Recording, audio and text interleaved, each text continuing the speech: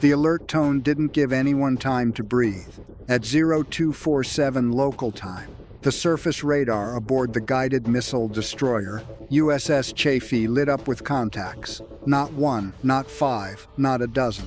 The system flagged 53 incoming signatures simultaneously. Then the number climbed. 68. 91. The watch officer stared at the screen for exactly 2 seconds before he picked up the command net. By the time the captain reached the bridge, the count had passed 140. The Strait of Hormuz, 21 miles wide at its narrowest point, one of the most surveilled stretches of water on Earth, had just become something else entirely.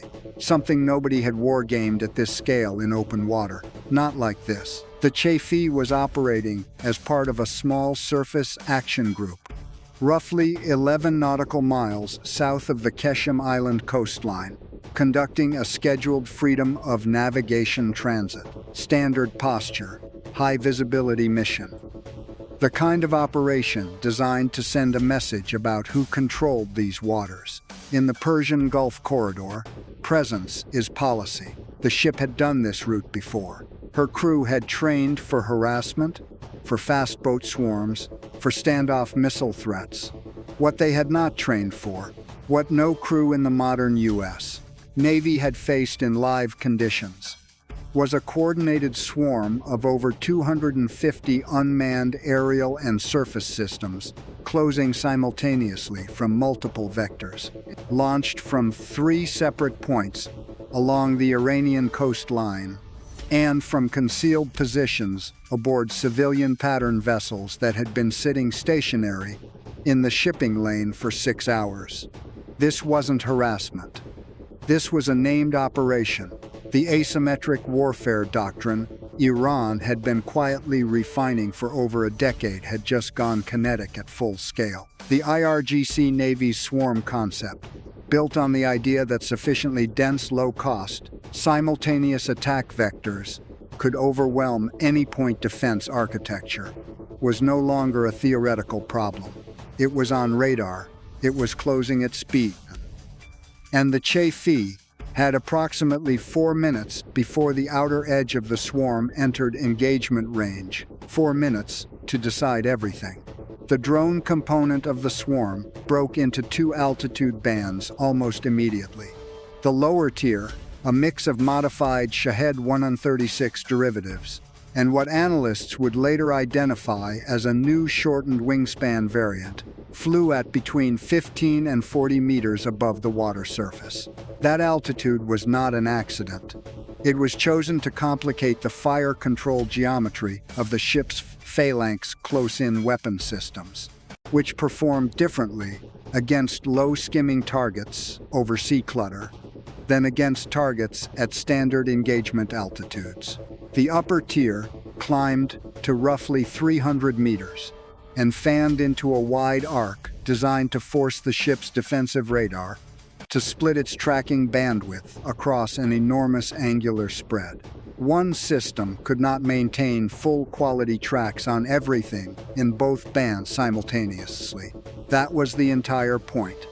Beneath the aerial component, the surface swarm emerged. Fast inshore attack craft, small, fiberglass-hulled, radar-absorbent paint reducing their signature, broke formation from their hiding positions behind anchored dows. Mixed among them were unmanned surface vessels, remote-controlled boat drones loaded with shaped explosive charges, their guidance systems slaved to controllers sitting in hardened positions on the Iranian shore. They came in from the northwest and the southeast, attempting to bracket the Chaffee from 2 horizontal vectors, while the air swarm compressed from above. The destroyer's captain had approximately 90 seconds of clarity before the tactical picture became genuinely complex. He made 3 calls in sequence, fast and precise. First, battle stations, all hands. Second, EW suite to full active immediate. Third, weapons free on all unmanned contacts within declared engagement zones.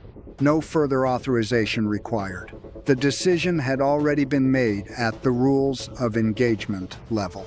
Any unmanned vehicle closing a U.S. warship in a declared hostile act could be engaged without additional command authority.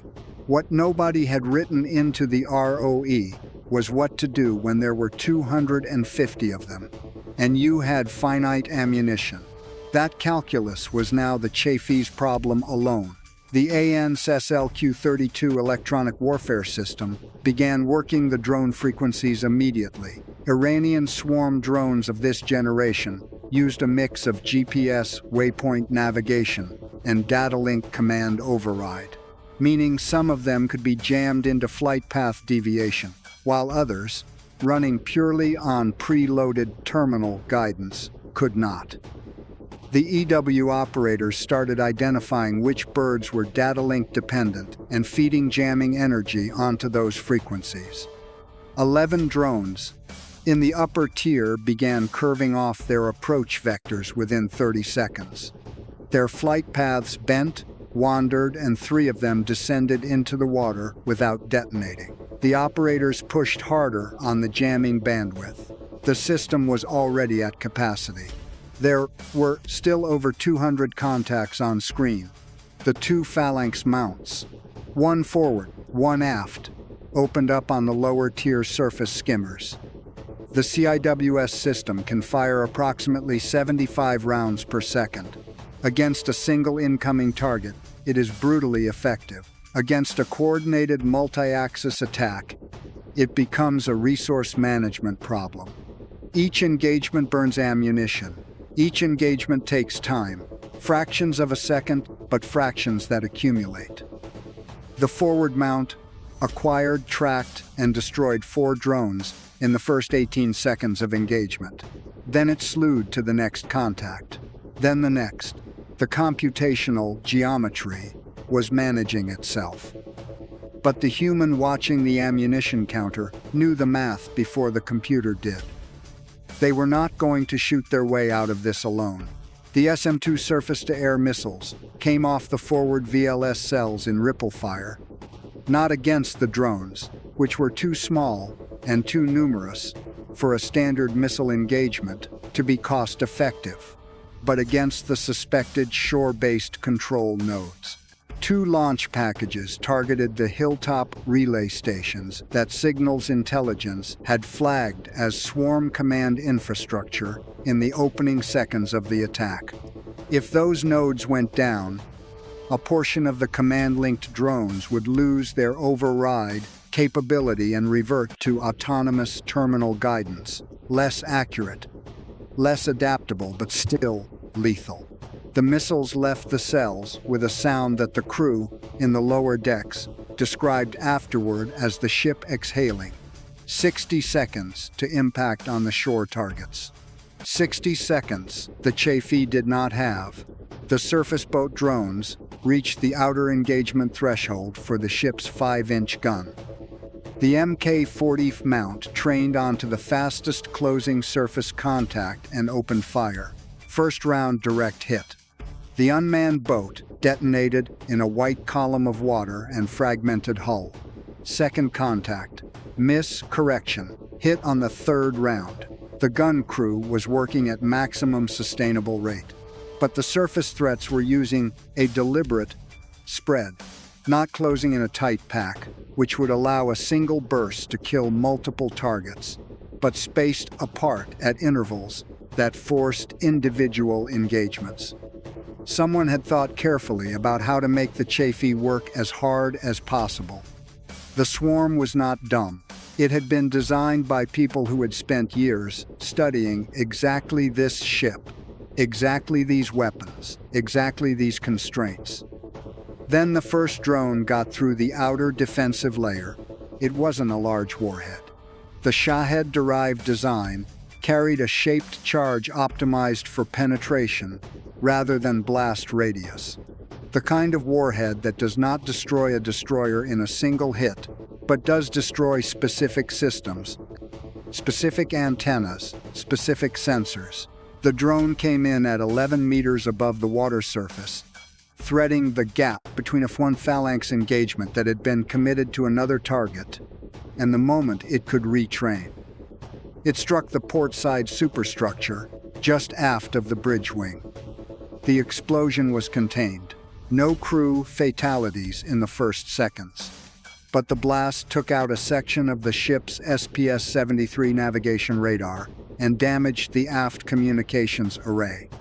The Chafee was now partially blind on one side and partially deaf. The swarm adapted. From the shore control stations, the ones that had not yet been hit by the SM-2s, operators recognized the gap. The surface boat swarm began angling toward the port side, exploiting the degraded sensor coverage. 3 fast attack craft accelerated. They were not drones. They carried 2 IRGC personnel each, men willing to drive at maximum speed toward a U.S. warship, in the belief that the ship's defensive systems were too saturated to respond effectively. They were partially correct. The Phalanx forward mount was committed to the aerial threat. The 5-inch gun was tracking surface drones.